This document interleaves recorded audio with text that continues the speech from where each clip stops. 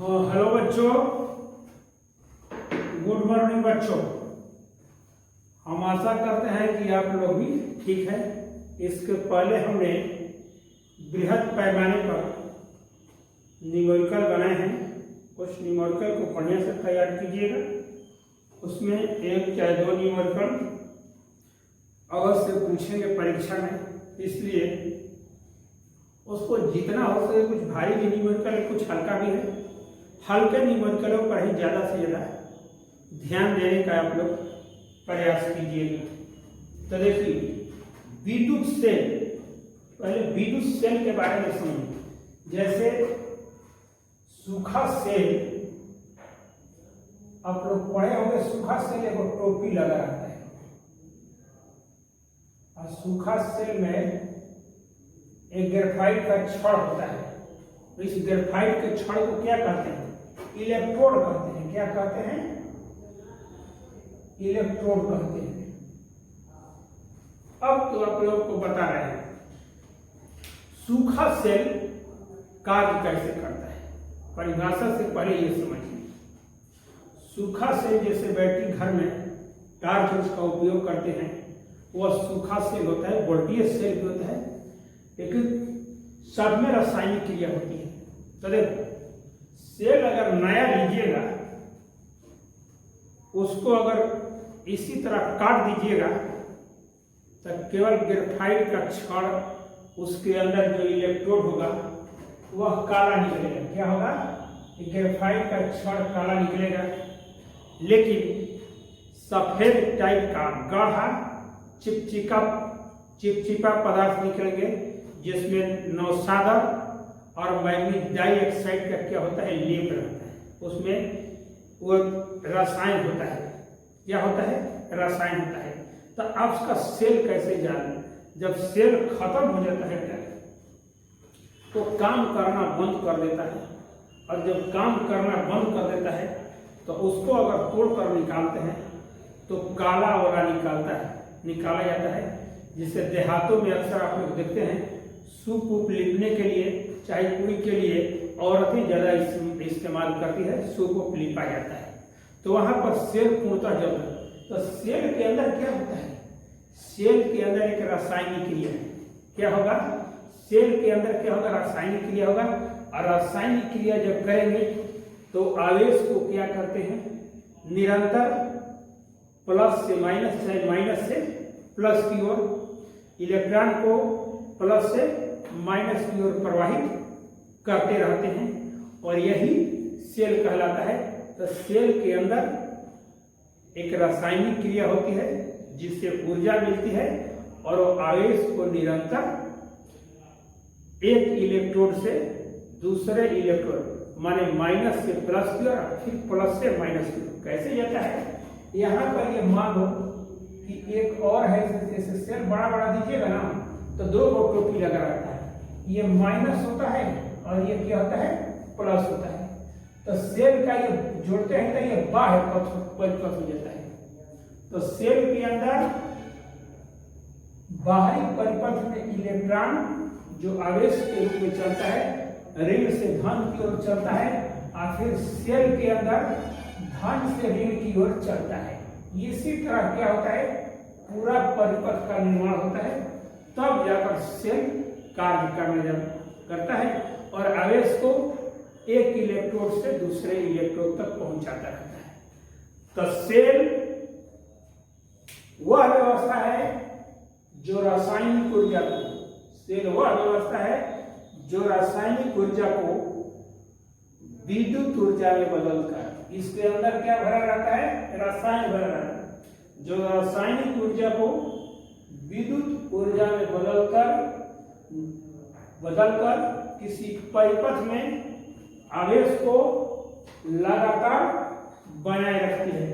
तो कहने का मतलब कि विद्युत सेल एक ऐसी व्यवस्था है जो रासायनिक ऊर्जा को विद्युत ऊर्जा में बदलकर किसी परिपथ में आवेश को लगातार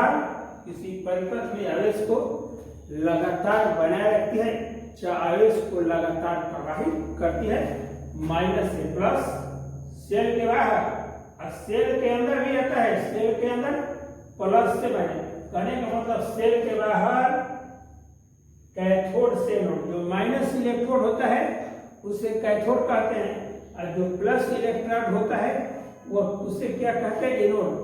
तो सेल के बाहरी परिपथ से जब जोड़ दिया जाता है तो सेल के बाहरी परिपथ में इलेक्ट्रॉन आवेश के रूप में ऋण कैथोड से एनोड की ओर, और सेल के अंदर जब गुजरता है तो सेल के अंदर एनोड से कैथोड की ओर बनाते हुए एक रोटेशन को पूरा करता रहता है, जिससे आवेश परिपथ में प्रवाहित रहता है, और उससे हम क्या करते हैं, जो कार्य लेना है उसे हम कार्य लेते हैं। तो ये क्या होगा, विद्युत। और विद्युत वाहक बल को थोड़ा से अंदर से समझिएगा, और विद्युत वाहक बल को थोड़ा सा बेटा आराम से समझिए। तो विद्युत वाहक बल को ये मान लो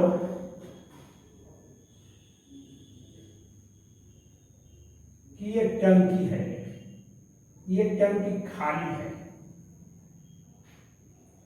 और ये टंकी भरा हुआ है। क्या है, भरा हुआ है। इसको एकदम खाली करो, खाली कर दो, ये फुल भरा हुआ है।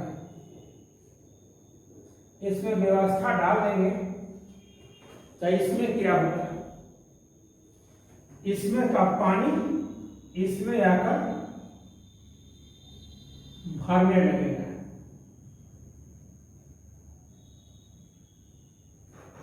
इसका पानी जब ये खत्म हो जाएगा बेटा, तो पानी का प्रवाह चालू रहेगा, पानी का प्रवाह चालू नहीं रहेगा। इसमें अगर हम पंप सेट लगा देंगे, कोई व्यवस्था द्वारा इसमें भरेंगे, फिर समझो मान लो कि बहुत काफी पानी भरा हुआ है इसमें, यहां से यहां तक, और इसमें कोई पानी नहीं भरा हुआ है। क्या है, इसमें कोई पानी नहीं भरा है। इसमें पंप सेट लगा देते हैं। क्या लगा देते हैं, पंप सेट। और पंप सेट लगाकर पाइप को यहाँ पर डाल देते हैं और पानी इसमें कर रहे हैं, तो कुछ देर में क्या होगा, इसका टोटल पानी इसमें चलाएगा। क्या होगा, इसका टोटल पानी इसमें चलाएगा, और इसका पानी क्या होगा, खत्म हो जाएगा, और केवल क्या बचेगा, पाइप बचेगा।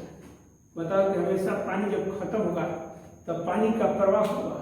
अब सोचो कि अब कैसे पानी का प्रवाह निरंतर जारी रहेगा। क्या होगा, कैसे पानी का प्रवाह निरंतर जारी रहेगा। अगर इसमें एक पंप सेट यहां से लगाकर यहां भिड़ा देंगे, एक यहां से यहां पाइप लगाकर भिड़ा देंगे, तो क्या होगा, इसमें क्या होगा बेटा, यहां पर भी एक पंप सेट लगा दिया गया है। पंप सेट तो लगा देंगे, और फिर इसमें का पानी इसमें आने लगेगा और इसमें का पानी इसमें आने लगेगा। निरंतर पानी का प्रवाह होता रहेगा। यही बेटा क्या होता है, सेल के अंदर होता है। और ये करेंगे तो क्या होगा, कुछ कार्य होगा ना, बिना कार्य किए हुए नहीं होगा। अगर केवल पंप से इसमें लगाकर है तो कुछ देर में पानी खत्म होगा, पानी का प्रवाह बंद होगा।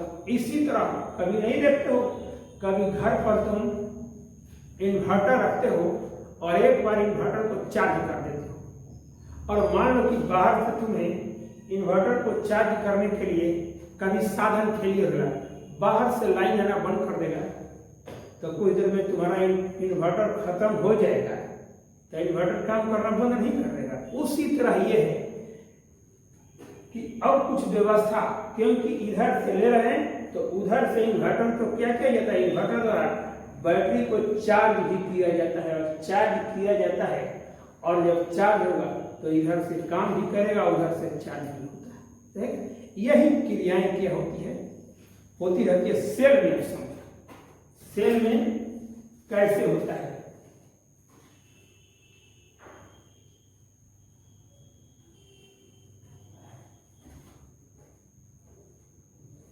ये सेल हो गया, कोई सेल, लेकिन से सेल ले लो, चाहे सूखा सेल, चाहे कोई सेल ले लो।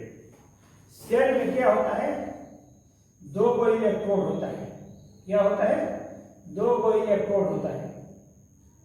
ये टोपी होता है पीतल की, ये इलेक्ट्रोड है, ये माइनस है और ये धन है। और दोनों को जब जोड़ देते हैं तब क्या होता है, इलेक्ट्रॉन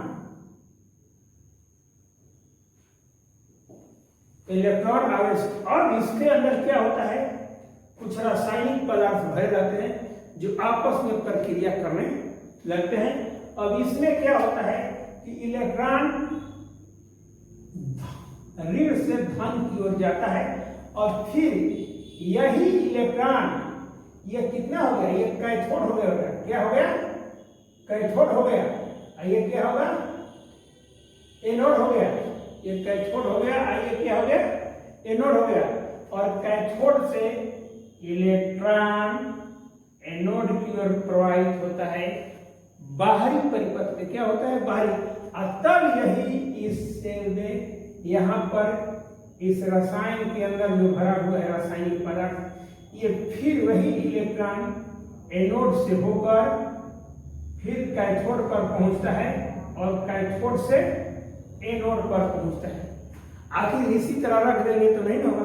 ये कैसे चलता है, इसको कुछ काम करना पड़ता है, उसको ऊर्जा चाहिए। जैसे तुम दिन भर चलते रहोगे, काम करते रहोगे, ये शरीर में भोजन चाहिए ना, उसी तरह इलेक्ट्रॉन को उत्पन्न करने के लिए, इलेक्ट्रॉन को घुमाने के लिए सेल के अंदर जो विद्युत अपघट्य है उसको अंग्रेजी में इलेक्ट्रोलाइट कहते हैं। इसमें जो घोल होता है चाहे रासायनिक पदार्थ होता है, वो आपस में क्रिया करते हैं और वो आपस में क्रिया करके ये क्या करते हैं, इसको ऊर्जा प्रदान करते हैं। और ऊर्जा जब प्रदान करेगा, क्योंकि आपके अंदर शरीर में भरा रहेगा ना, बिना खाए हुए 2 दिन काम करने के लिए कहा जाएगा, काम कहाँ करोगे, चलना बंद कर दीजिएगा। उसी तरह अगर सेल के अंदर जो रासायनिक पदार्थ है आपस में क्रिया करके इसको ऊर्जा नहीं करेंगे, ऊर्जा नहीं देंगे, तो सेल का इलेक्ट्रॉन जो है मोह नहीं करेगा, काम करना, आयन के रूप में काम करना बंद कर देगा। तो जब किसी सेल के दोनों ध्रुवों, ध्यान से, जब किसी सेल के दोनों ध्रुवों को जोड़ दिया जाता है तो बाहरी पथ तैयार हो जाता है, बाहरी परिपथ तैयार हो जाता है। तो किसी सेल को दोनों ध्रुवों से जोड़ देने पर इलेक्ट्रॉन बाहरी परिपथ में कैथोड से एनोड की ओर प्रवाहित होता है और सेल के अंदर एनोड से कैथोड की ओर निरंतर परिपथ में प्रवाहित होता रहता है। इसके लिए सेल द्वारा जो विद्युत अपघट्य है उसके द्वारा कार्य किया जाता है। क्या किया जाता है, और कार्य किया जाता है, तब जाकर इसको एक स्थान से दूसरे स्थान तक पहुंचाता रहता है। अन्यथा ये नहीं पर यही ऊर्जा जो होता है वही ऊर्जा कुछ कार्य के रूप में होता है, उसमें आवेश प्रवाहित होता है। क्या होता है, आवेश प्रवाहित होता है। तब जाके आवेश कैसे प्रवाहित होगा, ये सेल के अंदर जो विद्युत अपघट्य है, रसायन है, उसको ऊर्जा प्रदान करती है। और जब तक ऊर्जा प्रदान नहीं करेगी निरंतर कैसे होगा। फिर से सुनो, जब किसी सेल के दोनों ध्रुवों को जोड़कर बाहरी परिपथ का तैयार किया जाता है तो इलेक्ट्रॉन आयन के रूप में कैथोड से एनोड की ओर, और सेल के बाहर क्या होता है, बाहरी परिपथ, और सेल के अंदर एनोड से कैथोड की ओर निरंतर क्या होते हैं, प्रवाहित होते रहते हैं। इसके लिए क्या करना पड़ता है, इसके लिए सेल द्वारा कुछ कार्य करना पड़ता है और वो कार्य करने के लिए क्या चाहिए, ऊर्जा चाहिए। ऊर्जा प्रदान कौन करता है, इसके अंदर जो रासायनिक पदार्थ होते हैं वही ऊर्जा देते हैं। इसलिए कि आयन को एक स्थान से दूसरे स्थान तक कहने का मतलब आवेश को जो इलेक्ट्रॉन है आयन के रूप में, वही आयन क्या होता है, आवेश होता है, आवेश के रूप में पूर्ण परिपथ में प्रवाहित करता है।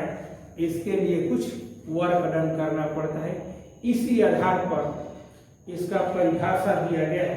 परिभाषा क्या दिया गया है, अतः एकांक आवेश को क्या करा है, अतः एकांक आवेश को पूर्ण परिपथ में, अतः एकांक आवेश को माफ कैसे, अतः एकांक आवेश को पूर्ण परिपथ में, माने ऋण से धन चाहे धन से ऋण को, अतः एकांक आवेश को पूर्ण परिपथ में प्रवाहित करने के लिए सेल द्वारा जो कार्य संपादित किया जाता है, क्या किया जाता है, सेल द्वारा जो कार्य संपादित किया जाता है उस कार्य को विद्युत वाहक बल कहते हैं और इसे संक्षेप में ईएमएफ द्वारा सूचित है।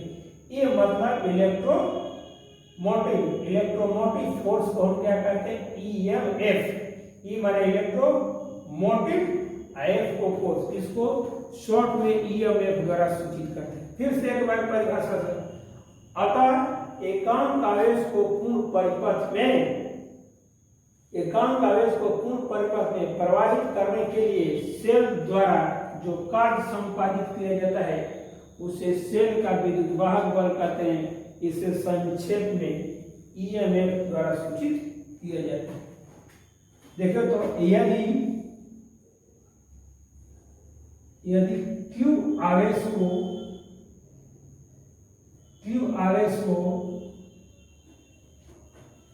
संपूर्ण परिपथ में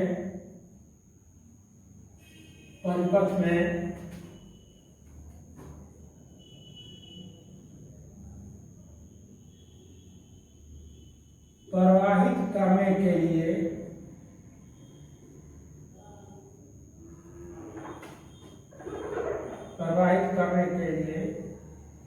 W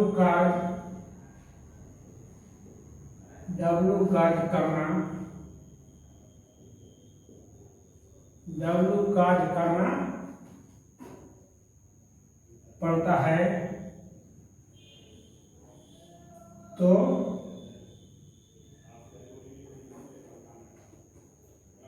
सेल का विद्युत वाहक बल, तो सेल का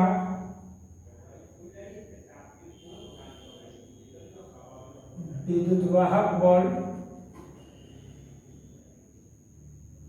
देखो बड़ा इसे भी कहीं कहीं सूचित किया जाए, छोटा किस बराबर कितना होता है, एकांक W बटा में कितना हो गया, Q हो गया,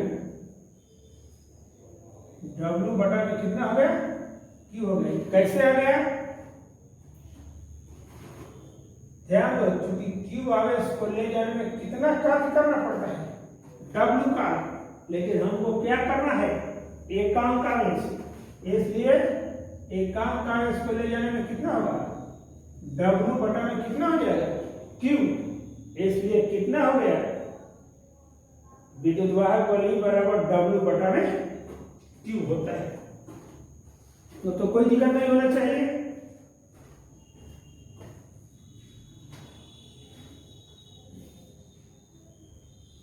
अब तक एकांक वाला समझ लेते हो, अच्छा लिख देते हैं, तो माथा घबरा गया कि कैसे हो, क्योंकि W पर कितना है, Q पर W है, इसलिए इकाई पर कितना होता है, W बटा में Q, इसलिए विद्युत वाहक बल E बराबर कितना हो गया, W बटा में Q हो गया।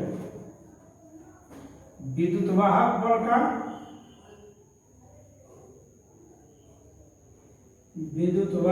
का SI मात्रा कैसे निकालते हैं, समीकरण से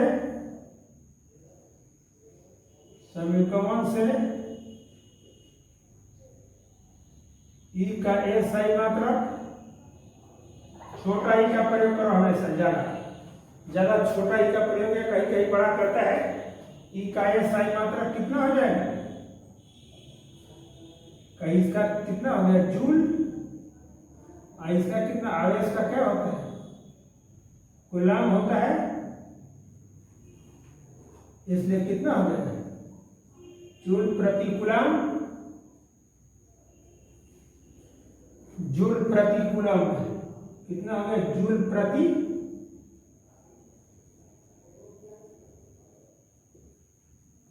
कूलाम हो गया। इसका ओरिजिनल मात्रा कितना होता है? जूल प्रति कूलाम होता है।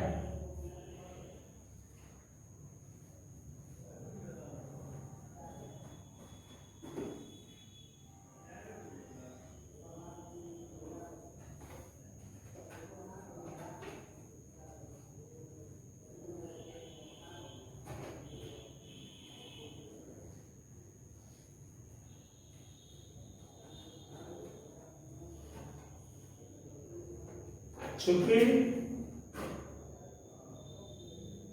1 जूल प्रति कूलाम बराबर कितना होता है? 1 वोल्ट होता है। क्या होता है? 1 जूल प्रति, पीछे भी बताए हैं विभव में 1 जूल प्रति कूलाम बराबर 1 वोल्ट।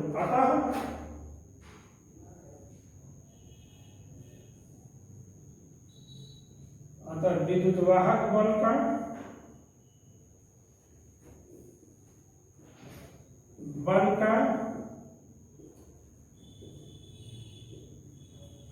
एसआई मात्रा वोल्ट होता है।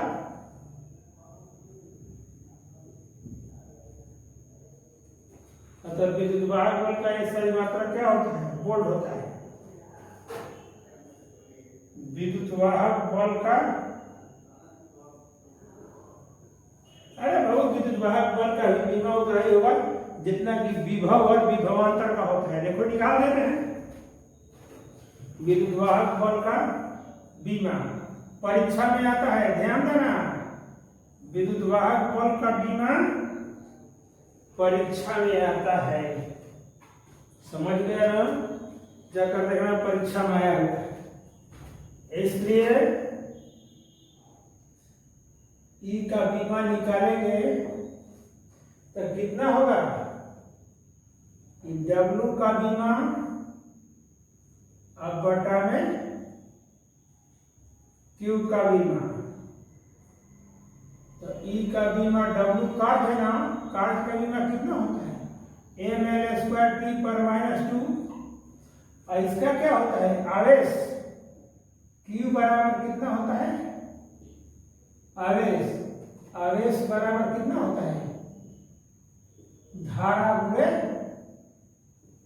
समय। धारा का क्या होता है? धारा का A होता है बीमा, इसका T होता है ना, तो कितना होता है? AT हो गया। अब इसको हल करो, हल करेंगे तो कितना होगा? ml² t पर -3 होगा, -2 पहले से है, वो t नीचे है, ऊपर करेंगे तो कितना होगा? -3। आए पर कितना हो जाएगा? इनवर्स हो जाएगा। ध्यान देना, ये परीक्षा में मात्रक विद्युत वाहक बल का हमेशा पूछता रहता है।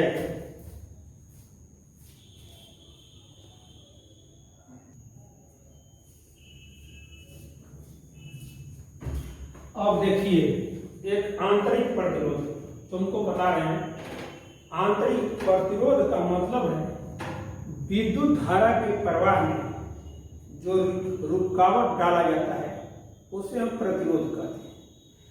तो किसी भी सेल में दो प्रतिरोध होते हैं, एक आंतरिक प्रतिरोध है, एक होता है बाह्य प्रतिरोध। क्या होता है? एक आंतरिक प्रतिरोध और बाह्य प्रतिरोध। तो विद्युत धारा के प्रवाह में तो बाह्य प्रतिरोध हो गया, जैसे कोई तार जुड़ा हुआ है उसमें बॉल लगा दी, वो विद्युत बाह्य प्रतिरोध है। पर कर रहे हैं, तार जोड़े उसमें हीटर लगा दिए, वो भी प्रतिरोध है। कोई आप क्या करते हैं, कोई मशीन लगा दी, वो क्या होता है? प्रतिरोध के स्थान पर है। तो सेल के अंदर एक आंतरिक परत, तो सेल के अंदर बेटा क्या होता है, सेल के अंदर जो रासायनिक पदार्थ होते हैं, सेल के अंदर जो रासायनिक पदार्थ होते हैं उसको हिंदी में विद्युत अपघट्य कहते हैं तथा अंग्रेजी में उसे क्या कहते हैं, इलेक्ट्रोलाइट। तो सेल के अंदर स्थित, सेल के अंदर स्थित विद्युत अपघटों द्वारा अर्थात रासायनिक पदार्थ द्वारा विद्युत धारा के प्रवाह में जो रुकावट डाली जाती है, विद्युत धारा के प्रवाह में जो रुकावट डाली जाती है उसे हम सेल का आंतरिक परत। शायद आप 9-10 में कभी अगर 10 में पढ़े होंगे सेल के बारे में तो थोड़ा आपको ध्रुवण अगर सुना होगा तो ध्रुवण देखो सेल के अंदर कैसे, जब सूखा सेल लीजिएगा ना कभी कभी बेटा तुमको बता रहे हैं, सूखा सेल जब एवी रेडी का लेते हैं कहीं चीज तो देखते हैं कि जो उसका चारों ओर घेरा रहता है, जहाँ पीतल की टोपी लगी रहती है, वो जो प्लास्टिक का होता है ऊपर वाला कवर बहुत बढ़िया होता है, उसके अंदर एक छेद रहता है।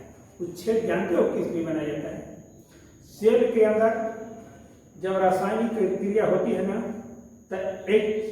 तो हाइड्रोजन भी निकलता है, क्योंकि रासायनिक में नौसागर है, मैग्नीज डाइऑक्साइड है। नौसागर का सूत्र होता है NH4Cl होता है, अब मैग्नीज डाइऑक्साइड MnO2 होता है। ये दोनों जब रिएक्शन करते हैं तो हाइड्रोजन निकलता है और हाइड्रोजन गैस निकलेगा तो उसको ऊपर रास्ता दिया जाता है। यही हाइड्रोजन गैस किसी सेल में बाहर से नहीं निकल पाता है तो क्या होता है, अपने ही में क्या होता है, रेजिस्टेंस बना देता है। उस क्रिया को ध्रुवण की क्रिया कहते हैं, पोलराइजेशन करते हैं, उसको हटाने के लिए व्यवस्था किया जाता है, जो बड़े बड़े सेल बनाया जाता है। तो किसी सेल के अंदर स्थित विद्युत अपघट्य जो रासायनिक पदार्थ होते हैं उसके द्वारा विद्युत धारा के प्रवाह में जो रुकावट डाला जाता है उसे हम कहते हैं सेल का आंतरिक प्रतिरोध। इसे प्राय छोटा आर द्वारा सूचित किया जाता है। क्या किया जाता है? छोटा आर द्वारा सूचित किया जाता है सेलों का संयोजन। अच्छा, हम सेल को क्यों जोड़ते हैं, क्यों सेलों के संयोग से लेकर क्या होता है, बैटरी बनता है। तुम लोग कभी कभी बैटरी इतना बड़ा बड़ा घर में देखा होगा तो सुना होगा कि ये बैटरी कितने प्लेट का है, सुना है ना कि कितने प्लेट का है। एक को कहेगा कि 6 प्लेट का है हमारा बैटरी, एक को कहेगा कि 4 प्लेट का है। तो हर एक में क्या होता है, तुम लोग देखते हो कि ढक्कन खोलते हो और ऊपर से पानी डालते हो। जब बैटरी का पानी खत्म होने लगता है तो एक सिग्नल होता है, उसमें पानी डाला जाता है। पानी जानते हो क्या होता है, रासायनिक चीज होता है, उससे अंदर रासायनिक क्रिया करता है। उसमें तेजाब का कुछ अंश होता है, मिलाकर उसके अंदर पहले से तेजाब रहता है, जो बैटरी बना कर देता है उसके अंदर तेजाब रहता है और सारा चीज फंक्शन वो क्या करता है, काम करता है। तो कहा जाता है बैटरी के अंदर जो बनाया जाता है तो जहां एक टोपी लगा रहता है, एक सेल पर लगा रहता है, क्या होता है, और सेलों के समूह जो किया जाता है तो कहते हैं ना 6 प्लेट का है, 4 प्लेट का है। हम लोग जो रखते हैं 6 प्लेट का रखते हैं बैटरी, वो बड़ा भारी हेवी होता है, तब जाकर ये 6 को 8 को पंखा को क्या करता है, रिक्वायरमेंट होता है। तो सेलों के समूह से बैटरी बनता है। सेलों के समूह से क्या होता है, सेलों को जोड़ा जाता है। तो सेलों को क्यों जोड़ा जाता है, कभी कभी क्या होता है, व्यवस्थापक को उच्च धारा की विभवांतर या उच्च प्रबलता की धारा की आवश्यकता है। कभी कभी उच्च धारा और उच्च प्रबलता की आवश्यकता होती है, इसलिए सेलों को विभिन्न क्रमों में जोड़कर, कभी उसको श्रेणी क्रम में जोड़ा जाता है, कभी उसको समानांतर क्रम में जोड़ा जाता है, कभी उसको मिश्रित क्रम में जोड़ा जाता है। तो कभी कभी उच्च विभवांतर या प्रबल धारा की आवश्यकता होती है। ऐसी स्थिति में सेलों को विभिन्न प्रकार से जोड़ा जाता है। विभिन्न प्रकार के जोड़ने का मतलब सेलों को श्रेणी क्रम में भी जोड़ा जाता है, सेलों को समानांतर क्रम में भी जोड़ा जाता है और सेलों को मिश्रित क्रम में जोड़ा जाता है। और सेल का जोड़ना जो होता है, सेल को कॉम्बिनेशन बनाकर जो प्रबल धारा हम प्राप्त करते हैं, प्रबल धारा प्राप्त करने की सेलों को किस प्रकार जोड़ा जाए, यही नहीं कि जैसे मन करा तो श्रेणी क्रम कर दिए और जब मन करा उसको समानांतर क्रम में, ऐसी बात नहीं होना चाहिए। सेलों को किस क्रम में जोड़ना है, श्रेणी क्रम में जोड़ना है सेलों को या समानांतर क्रम में जोड़ना है, उसको किसके मान पर निर्भर करता है? यह सेलों के आंतरिक प्रतिरोध और बाह्य प्रतिरोध का मान पर निर्भर करता है। आगे जो आपको बताएगा, तो सेलों को किस प्रकार से जोड़ा जाए, यह सेल के आंतरिक प्रतिरोध और सेल के बाह्य प्रतिरोध पर निर्भर करता है। इसी आधार पर सेलों के आंतरिक प्रतिरोध और बाह्य प्रतिरोध को पहले चेक किया जाता है कि सेल का आंतरिक प्रतिरोध अधिक है कि बाह्य प्रतिरोध अधिक है। अब तब जाकर क्या किया जाता है, कॉम्बिनेशन बनाया जाता है कि सेल को श्रेणी क्रम में जोड़े या सेल को समानांतर क्रम में जोड़े, ठीक, या सेल को मिश्रित क्रम में जोड़े, ठीक।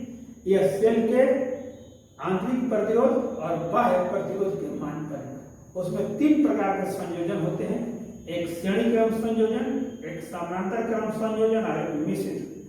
आपके सिलेबस में जब जाइएगा तो 2 कॉम्बिनेशन पढ़ना है, श्रेणी क्रम और समानांतर क्रम। लेकिन मैं आपको तीनों सीरीज बताऊंगा। एक सीरीज जोड़ने से क्या फायदा है? कोई फायदा नहीं एक सीरीज छोड़ने। तो देखो, सेलों को श्रेणी क्रम में जोड़ने के लिए क्या किया जाता है? देखो बेटा, 3 गो सेल है। क्या है? 3 गो सेल है। ये सेल का धन ध्रुव है और ये ऋण ध्रुव है। ये धन ध्रुव है। जो सेल का जो लगाया जाता है, ये बड़ा होता है धन और छोटा होता है ऋण ध्रुव। तो सेलों को श्रेणी क्रम में जोड़ने के लिए आपके फिगर में कितने सेल, इसमें 2-3 बार समझाएंगे। सेलों को श्रेणी क्रम में जोड़ने के लिए एगो सेल हो गया। क्या हो गया? एगो सेल। ये दूसरा सेल हो गया, ये तीसरा सेल। ये सेल का एक धन ध्रुव होता है और एक क्या होता है? ऋण ध्रुव। तो विभिन्न सेलों को श्रेणी क्रम में जोड़ने के लिए हम तो फिगर में 3 दिखाए हैं, आप 20 को 10 को श्रेणी क्रम में जोड़ दीजिएगा। तो पहले नंबर 3 को जोड़ना आ जाएगा ना, तो चौथा भी जोड़ सकते हैं, 5वां। तो हम तो वो 20 को नहीं ना दिखाएंगे, हम कितना दिखाएंगे? 3। सेलों को श्रेणी क्रम में जोड़ने के लिए पहले सेल के ऋण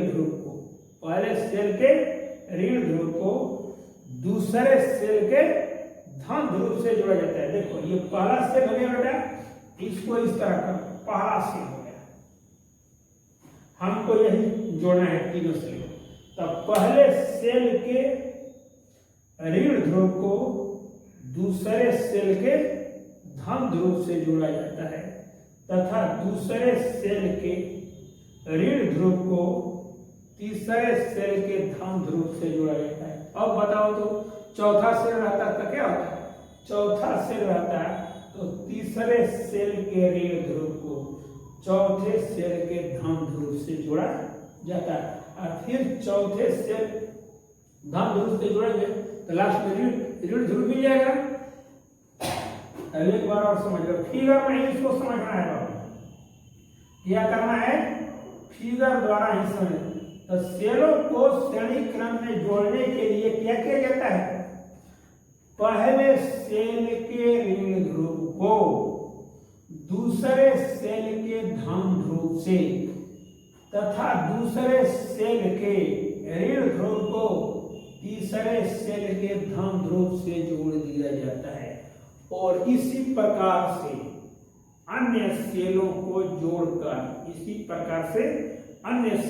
जोड़कर सेलों का श्रेणी क्रम संयोजन प्राप्त कर लिया जाता है। अब जोड़ लिए, अंत में क्या करना है? धारा तो प्रभावित है। अंत में प्रथम सेल के धन ध्रुव को, धन ध्रुव और अंतिम सेल के ऋण ध्रुव के बीच बाह्य प्रतिरोध, जैसे प्रथम सेल के धन ध्रुव और अंतिम सेल के ऋण ध्रुव के बीच वही बॉल लगा दो। जोड़कर क्या कर देना है? बॉल को लगा देना है। बल्ब जो होता है ना, चाहे जो भी चीज लगाना होगा, जाकर देखना। कभी कहते हैं ना कि हमारा टार्च हमारे घर 3 सैला बा, एगो हमारा 5 सैला बा, तो देखते हो ना, दुसैला बहुत कम देता है, उपयोग करता है, तीन सैला ज्यादा, पंचसैला और मार देवे तो सारा सीवन में गर्दा जैसा हो जाता है। तो यही उसको सीरीज कॉम्बिनेशन में जोड़ा जाता है। अब एक सब प्रतिरोध का जो टर्चला पर बॉलिया रहेगा ना, जो बॉल रहता है वो क्या होता है, प्रतिरोध होता है। कहीं भी बल्ब लगाइएगा तब प्रतिरोध देखते हो, टंगस्टन का फिलामेंट रहता है उसके अंदर, वही क्या होता है बेटा, रेजिस्टेंस होता है। प्रतिरोध को जोड़ देते हैं तो परिपथ में धारा प्रवाहित होने लगती है। देखो धारा कैसे बहती है, धन से ऋण की ओर, और धन से ऋण की ओर, और इलेक्ट्रॉन कैसे प्रवाहित होता है, ऋण से धन की ओर इलेक्ट्रॉन का प्रवाह होता है। बेटा कैसे होता है, और इलेक्ट्रॉन का प्रवाह ऋण से, अगर इलेक्ट्रॉन कैसे जाएगा, इधर से इधर जाएगा। बहुत बार बताया, और धारा कैसे, इसमें इलेक्ट्रॉन नहीं पूछ रहा है, समझा दी, इलेक्ट्रॉन को चलना होता तो कैसे चलना है, इस तरह से निकलते हुए इस तरह। और धारा कैसे जाएगी, धन से धारा और इलेक्ट्रॉन की दिशा एक दूसरे के क्या होते हैं, विपरीत होते हैं। अब तो समझ गए। इसी तरह हम इसका मैथमेटिकल थ्योरी निकालेंगे तो आगे देखा जाएगा।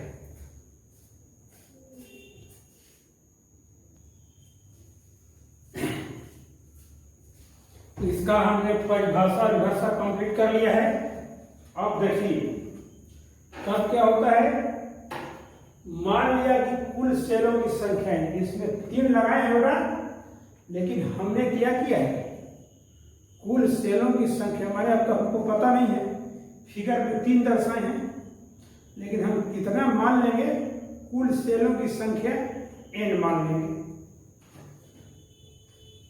प्रत्येक सेल का विद्युत वाहक बल, प्रत्येक सेल का विद्युत वाहक हमने कितना मान लिया, E मान लिया, तथा आंतरिक प्रतिरोध R है। कितना है, प्रत्येक सेल का विद्युत वाहक बल है तथा आंतरिक प्रतिरोध R है।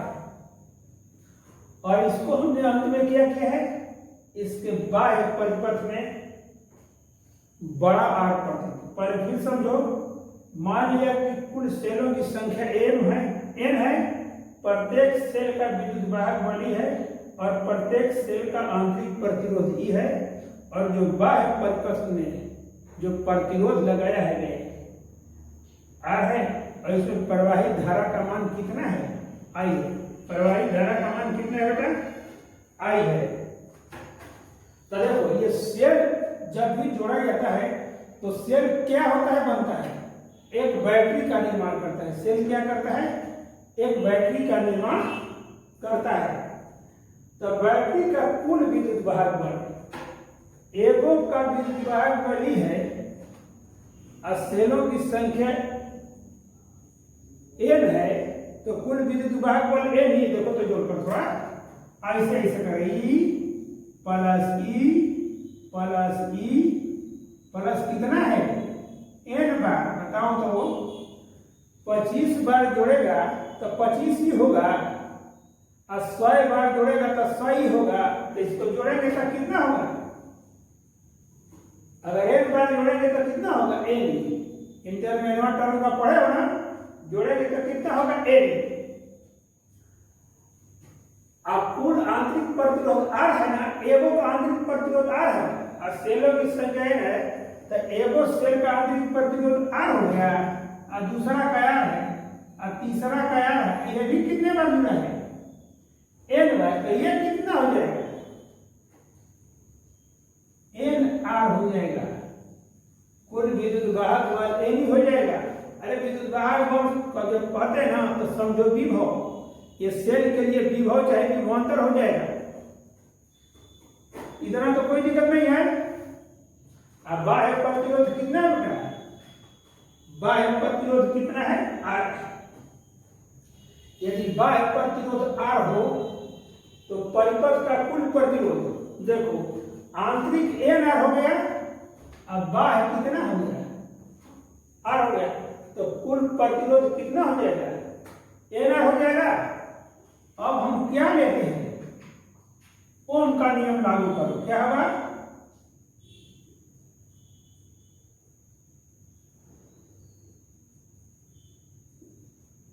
ओम के नियम से आई बराबर भी बटा में आप पढ़े हो ना। अब देखो, जो बाहरी जो सेल नहीं लगा रहता है, जिस फंक्शन में सेल नहीं लगा रहता है, उसके आई बराबर भी ऐसे करते हैं। तो कहने का मतलब उसमें भी अगर विभवांतर भी उत्पन्न होता है टर्मिनल के, तो ये भी जो होता है वही क्या होता है? विद्युत वाहक बल के बराबर होता है। कब? जब सेल से विद्युत धारा प्रवाहित करते हैं तो विभवांतर की जगह पर क्या लिखते हैं? विद्युत वाहक बल। और तब क्या करते हैं? प्रतिरोध। अब इस पर ख्याल करना, आज जब ये होगा तो कितना होगा? विद्युत वाहक बल ही और आंतरिक प्रतिरोध R हो जाएगा। तो अतः बाह्य परिपथ में प्रवाहित कुल धारा I बराबर बैटरी का कुल विद्युत वाहक बल। बैटरी का कुल विद्युत वाहक बल बाबू ए भी है, और कुल प्रतिरोध कितना है? R प्लस एन है। तो I बराबर एन ही तो सिंपल है, I बराबर V बटा में R, एन ई बटा में R प्लस कितना हो जाएगा? N R. यहाँ एन आर क्या है? कुल प्रतिरोध है। इसमें कौन सा नियम लागू होता है? ओम का नियम लागू। तो थोड़ा सा वही समझाने के लिए थोड़ा सा लिख दिए हैं कि तुम लोगों को कोई दिक्कत न हो। और समीकरण 1 परिपथ में होने वाली धारा का दे दिया है, नोट पे हम दे दिए। देखो तुमको बताए थे ना कि कब सेलों को श्रेणी क्रम में जोड़ा जाए और कम समानांतर क्रम में कब जोड़ा जाए, या सेल के आंतरिक प्रतिरोध और बाह्य प्रतिरोध का मान पर निर्भर करता है। तो यहाँ पर दो स्थितियां हमने ले लिया है। क्या ले लिया है? दो स्थितियां ले लिया है। अब इसकी जरूरत आपको नहीं। अब यहां से हम इसको मिटा देंगे, देखते रहिए। केस 1 हमने लिया है। केस 1 में हमने क्या लिया है?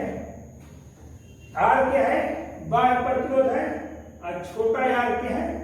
यदि R is very greater than R ये बटा क्या है? बाह्य प्रतिरोध। और छोटा r क्या है? आंतरिक प्रतिरोध। यदि R is very greater than R हो तो जो माना जाता है, डबल ची लगा दिए ना, तो वेरी ग्रेटर देन, इसके कंपेरिजन में क्या होगा?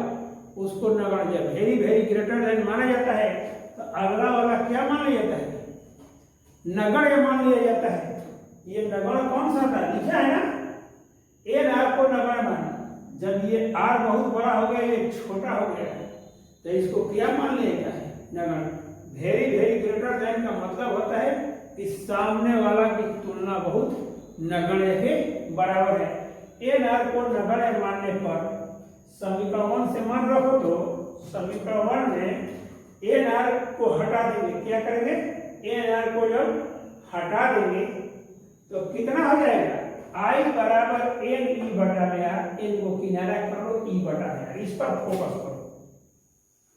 ई क्या है? विद्युत वाहक बल, मतलब विभवांतर है। आर धारा, विद्युत वाहक बल और प्रतिरोध का अंतर है। सॉरी, ई और आर क्या है? विद्युत वाहक बल और प्रतिरोध का अनुपात है। यह क्या होता है? धारा। धारा बराबर क्या होता है? I बराबर V बटा में R।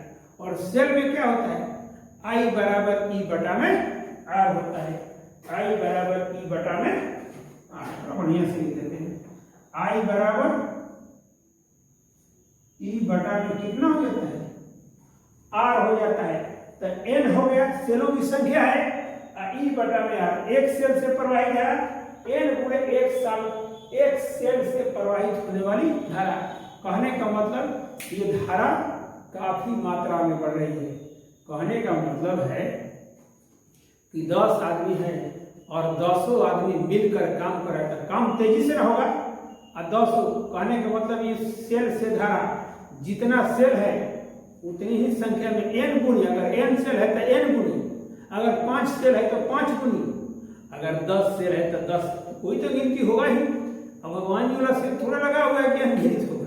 हमने नहीं जानते हैं कि कितना सेल कोई फंक्शन में लगा है, तो n सेल मानते हैं तो क्या होगा? n गुणित हो गया। अब दूसरा केस में यदि r is very very less than r, यहाँ ग्रेटर माने हैं, ये क्या मानी है, जब r is very very greater than r, छोटा का r बड़का r से अधिक है, चाहे बड़का r छोटा r से बहुत कम है, तो किस अब कौन नगण्य होगा, r नगण्य होगा। कौन सा होगा, r। और समीकरण 1 में इसको हटा देंगे, क्या करेंगे, इस r को हम क्या करेंगे, हटा देंगे, इस r को हम क्या करेंगे, 0 मान लेंगे। नगण्य का मतलब क्या हो गया, 0 के नगण्य का मतलब हो गया जिसकी गिनती न की जा सके, उसे हम क्या कहते हैं, नगण्य कहते हैं। तो उसको हटा देंगे तो क्या बचेगा, ऊपर n ही बचेगा और नीचे क्या बचेगा, n r और ये बटा। और इस समय अब तुम क्या करो, इसमें और इसमें तुलना करो, इसमें और इसमें तुलना करो। बड़ा कौन है, ये बड़ा है और ये छोटा है, क्योंकि ये एक सेल हो गया, ई बटा में यार एगो सेल से प्रवाहित धारा हो गया, है क्या हो गया, n सेल से प्रवाहित धारा, इसकी मान अधिक है और इसकी एक सेल से बहने वाली धारा केवल सिंगल, वह 3 हुआ था 3 सेल से, 10 हुआ था 10 सेल से, और n सेल है तो n, तो ये अधिक है फर्स्ट केस फर्स्ट, और केस सेकंड क्या है, कम है। तो अब देखिए क्या कंक्लूजन निकल गया, निकाल के दोनों स्थितियों की तुलना जब हम करते हैं, कंडीशन फर्स्ट में बाह्य प्रतिरोध बड़ा है और आंतरिक प्रतिरोध छोटा है, सेकंड स्थिति में आंतरिक प्रतिरोध बड़ा है और बाह्य प्रतिरोध छोटा है। लेकिन पहली स्थिति में हम क्या देख रहे हैं, धारा अधिक मिल रही है और दूसरी स्थिति में धारा कम है। तो ये कंक्लूजन निकल कर आया, थोड़ा दोनों स्थिति में समझ में आ गया, इसमें ज्यादा धारा माने। आइए, ये कब हुआ, जब बाह्य प्रतिरोध का मान आंतरिक प्रतिरोध से अधिक हो। दोनों स्थितियों को तुलना करने से, अध्ययन करने से पता चलता है कि सेलों को श्रेणी क्रम में तभी जोड़ना चाहिए जब बाह्य प्रतिरोध का मान सेल के आंतरिक प्रतिरोध से अधिक होगा। समझ में आ गया, सेलों को श्रेणी क्रम में, एक नंबर का कहीं पूछ सकता है, सेलों को श्रेणी क्रम में तभी जोड़ना चाहिए जब बाह्य प्रतिरोध का मान आंतरिक प्रतिरोध से की तुलना में अधिक होता है। और नहीं कीजिएगा तो जोड़ने से ऐसे नहीं फायदा होगा कि 100 को सेल लगा दीजिएगा और धारा कितना मिलेगी, केवल एक सेल से। कहने का मतलब है कि 100 आदमी के काम कराओ करे और 99 आदमी के बैठा दे, तो 100 या एक, अब बताओ तो क्या फायदा है। इसीलिए सेलों को श्रेणी क्रम में तभी जोड़ना चाहिए जब सेल का बाह्य प्रतिरोध आंतरिक प्रतिरोध से अधिक होता है। लगता है कि समझ में